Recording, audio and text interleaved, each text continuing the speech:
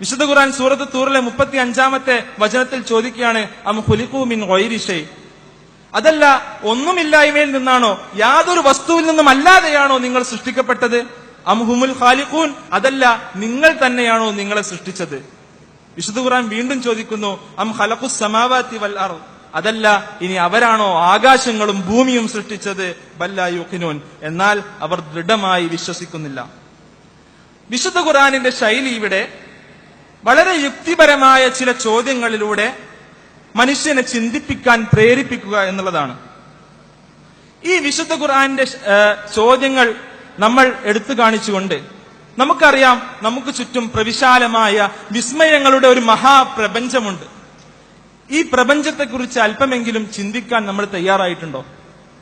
നിങ്ങൾക്കറിയാമോ സുഹൃത്തുക്കളെ, ലോകത്തുള്ള മണൽത്തരികൾ എത്ര ഉണ്ടാവും? ലോകത്തുള്ള മണൽത്തരികൾ എണ്ണമെടുത്താൽ എത്ര ഉണ്ടാവും? നമുക്ക് എണ്ണാൻ പറ്റാത്തത്ര ഉണ്ട് അല്ലേ? എന്നാൽ ഈ ഭൂമിയിലെ മണൽത്തരികളെക്കാൾ കൂടുതൽ നക്ഷത്രങ്ങൾ ഈ മഹാപ്രപഞ്ചത്തിലുണ്ട്. നമ്മൾ ആ പ്രപഞ്ചത്തിന്റെ ഏതോ ഒരു മൂലയിൽ സൂര്യൻ എന്ന ചെറിയ ഒരു നക്ഷത്രത്തിന്റെ ചുറ്റും കറങ്ങുന്ന ഭൂമി എന്ന വളരെ ചെറിയ ഒരു ഗ്രഹത്തിന്റെ, ഈ പ്രപഞ്ചത്തിന്റെ ഒരു വലിയൊരു ചിത്രമെടുക്കുകയാണെങ്കിൽ ഒരു മണൽത്തരിയോളം പോലും വലുപ്പമില്ലാത്ത ഒരു ഗ്രഹത്തിലാണ് ഒരുപക്ഷെ നമ്മളുള്ളത്.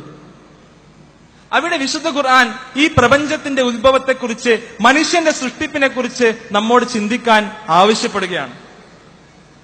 നമ്മളൊന്ന് ആലോചിച്ച് നോക്കുക, ഈ പ്രപഞ്ചം ഉണ്ടായി എന്നുള്ളത് നമുക്കറിയാം. ഉദ്ദേശം 50 വർഷങ്ങൾക്ക് മുമ്പ് ബെർട്രാൻ റസലിനെ പോലെയുള്ള ലോക പ്രശസ്തരായ നിരീശ്വരവാദികൾ വാദിച്ചിരുന്നത് പ്രപഞ്ചത്തിനൊരു തുടക്കവുമില്ല എന്നായിരുന്നു. അതായത് പ്രപഞ്ചം ഇന്നലെ എങ്ങനെയുണ്ടോ അതേപോലെ ഇന്നുമുണ്ട്. പ്രപഞ്ചത്തിനൊരു തുടക്കവുമില്ല, ഒരു ഒടുക്കവുമില്ല, അനാദിയായിട്ടുള്ള ഒരു പ്രപഞ്ചം. അങ്ങനെയാണെങ്കിൽ അവർക്കൊരു ദൈവത്തിന്റെ ആവശ്യമില്ലല്ലോ, ഒരു സൃഷ്ടാവിന്റെ ആവശ്യമില്ലല്ലോ. അവിടെയാണ് 1929 എഡ്വിൻ പി ഹബിൾ എന്ന ശാസ്ത്രജ്ഞൻ അദ്ദേഹം കണ്ടുപിടിച്ചതെന്ത്? പ്രപഞ്ചം വികസിച്ചുകൊണ്ടേയിരിക്കുകയാണ്. ഇന്നലെ ഉള്ള വലുപ്പത്തിലല്ല ഇന്ന് നമ്മുടെ പ്രപഞ്ചമുള്ളത്. നാളെ ഇതിനേക്കാളും വലിയ ഒരു പ്രപഞ്ചമായിരിക്കും ഉണ്ടായിരിക്കുക. പ്രപഞ്ചം ഒരു ബലൂൺ വീർപ്പിക്കുമ്പോൾ അതിലെ പുള്ളികൾ പരസ്പരം എങ്ങനെ അകന്നു പോകുന്നുവോ അതേപോലെ പ്രപഞ്ചം വികസിച്ചുകൊണ്ടിരിക്കുകയാണെന്ന് എഡ്വിൻ പി ഹബിൾ കണ്ടുപിടിച്ചപ്പോൾ അവിടെ ശാസ്ത്രത്തിന് പ്രപഞ്ചത്തിനൊരു തുടക്കം ആവശ്യമായി. ആ തുടക്കത്തെ അവർ ബിഗ് ബാങ് എന്ന് വിളിച്ചു. അതായത് ഇന്ന് ശാസ്ത്രലോകം അംഗീകരിക്കുന്നു, പ്രപഞ്ചത്തിനൊരു തുടക്കമുണ്ട്. വിശുദ്ധ ഖുർആനിലെ 52-ാം അധ്യായം സൂറത്ത് തൂറിലെ ഞാൻ ഓതി വെച്ച 35-36 വചനങ്ങൾ വഴി ചോദിക്കുന്നത് ഈ തുടക്കത്തിനുള്ള സാധ്യതകൾ എന്തൊക്കെയാണ്? അല്ലെ, ഖുർആൻ ചോദിക്കുകയാണ്, ഒന്നുമില്ലായ്മയിൽ നിന്നാണോ സൃഷ്ടി ഉണ്ടായത്? ഒന്നുമില്ലായ്മയിൽ നിന്നാണോ എല്ലാം സൃഷ്ടിക്കപ്പെട്ടത്? അല്ലല്ലോ, ഒന്നുമില്ലായ്മയിൽ നിന്ന് ഒരിക്കലും ഒന്നും ഉണ്ടാവില്ലല്ലോ. അല്ലെ, ഈ മൈക്ക് ഇതൊന്നുമില്ലായ്മയിൽ നിന്നുണ്ടായതാണ് എന്ന് ഞാൻ പറഞ്ഞാൽ നിങ്ങൾ ആരും വിശ്വസിക്കില്ല. യുക്തിപരമായി ചിന്തിക്കുന്ന ആരും വിശ്വസിക്കില്ല. എങ്കിൽ ഈ വൈവിധ്യങ്ങളുടെ മഹാപ്രപഞ്ചം ഒന്നുമില്ലായ്മയിൽ നിന്നുണ്ടായതാണ് എന്ന് പറഞ്ഞാൽ എങ്ങനെയാണ് സുഹൃത്തുക്കളെ നമുക്ക് വിശ്വസിക്കാൻ സാധിക്കുക? വിശുദ്ധ ഖുർആൻ ചോദിക്കുകയാണ്, അം ഹുമുൽ ഖാലിഖൂൻ, അതല്ല ഇനി നിങ്ങൾ തന്നെയാണോ നിങ്ങളെ സൃഷ്ടിച്ചത്? ഈ പ്രപഞ്ചം സ്വയം ഉണ്ടായി എന്ന് ചിലർ വാദിക്കുന്നു എന്ന് വിചാരിക്കുക. പ്രപഞ്ചത്തിനൊരു തുടക്കമുണ്ട് എന്ന് വിശ്വസിക്കുന്ന പല ശാസ്ത്രജ്ഞന്മാരുടെയും വാദം അതാണെന്ത്? പ്രപഞ്ചം സ്വയം ഉണ്ടായതാണ്. അവർക്കതിന് തെളിവുകളില്ലെങ്കിൽ കൂടി. സ്വയം ഒരു വസ്തുവും ഉണ്ടാവില്ല എന്ന് നമുക്കറിയാം, അല്ലെ? സ്വയം ഒന്നിനും സൃഷ്ടിക്കാൻ പറ്റില്ല. ഒരു ഉമ്മ അവരെ തന്നെ പ്രസവിച്ചു എന്ന് പറയുന്നത് എത്രമാത്രം വിഡ്ഢിത്തരമാണോ അത്രമാത്രം വിഡ്ഢിത്തരമാണ് സ്വയം സൃഷ്ടിക്കപ്പെട്ടത് എന്ന് പറയുന്നത്. മൂന്നാമത്തെ, ഏറ്റവും അവസാനത്തെ, എന്നാൽ ഏറ്റവും യുക്തിപരമായ സാധ്യത പ്രപഞ്ചത്തിന് ഒരു സൃഷ്ടാവുണ്ട് എന്നതാണ്. ആ സൃഷ്ടാവിലേക്കാണ് വിശുദ്ധ ഖുർആൻ വിരൽ ചൂണ്ടുന്നത്.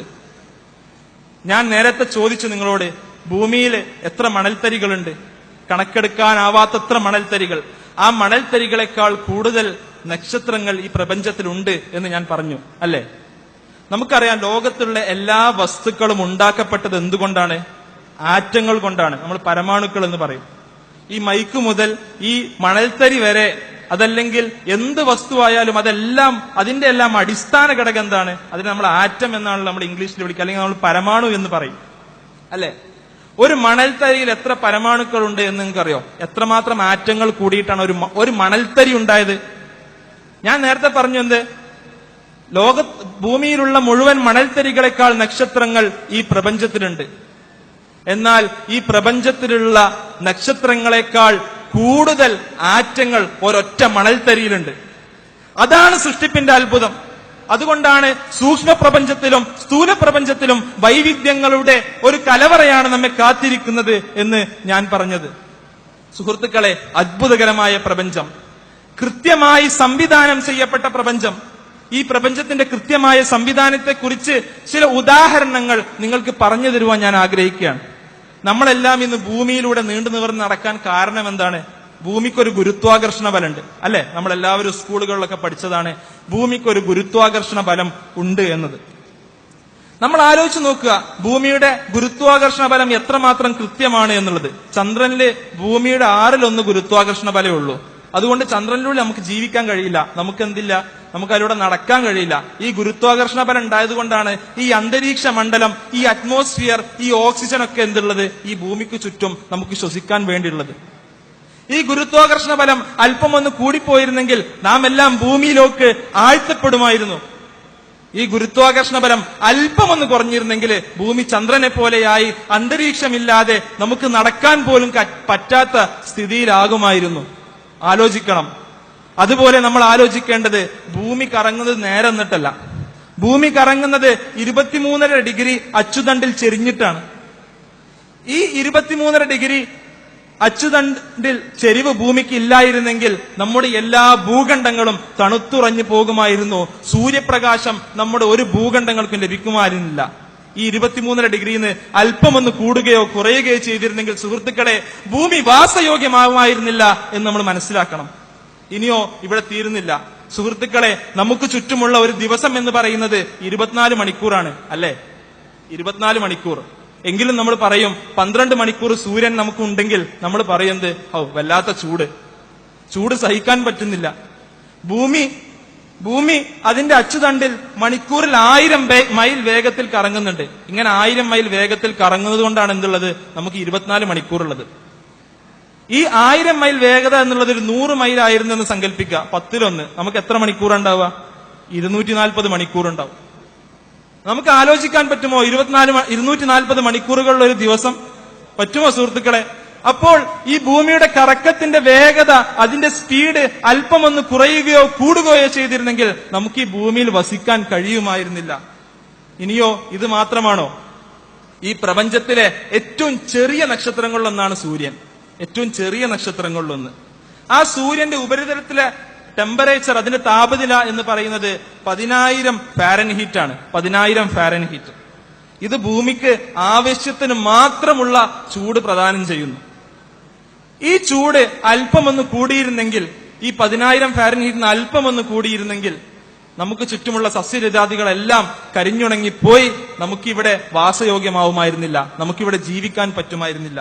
അല്പം കുറവായിരുന്നെങ്കിൽ ഭൂമി തണുത്തുറഞ്ഞ ഒരു ഗ്രഹമായി മാറുമായിരുന്നു. അപ്പോഴും നമുക്ക് ജീവിക്കാൻ പറ്റില്ല. ഇങ്ങനെ എത്രയെത്ര കൃത്യമായ സംവിധാനത്തിന്റെ ഉദാഹരണങ്ങളല്ലേ.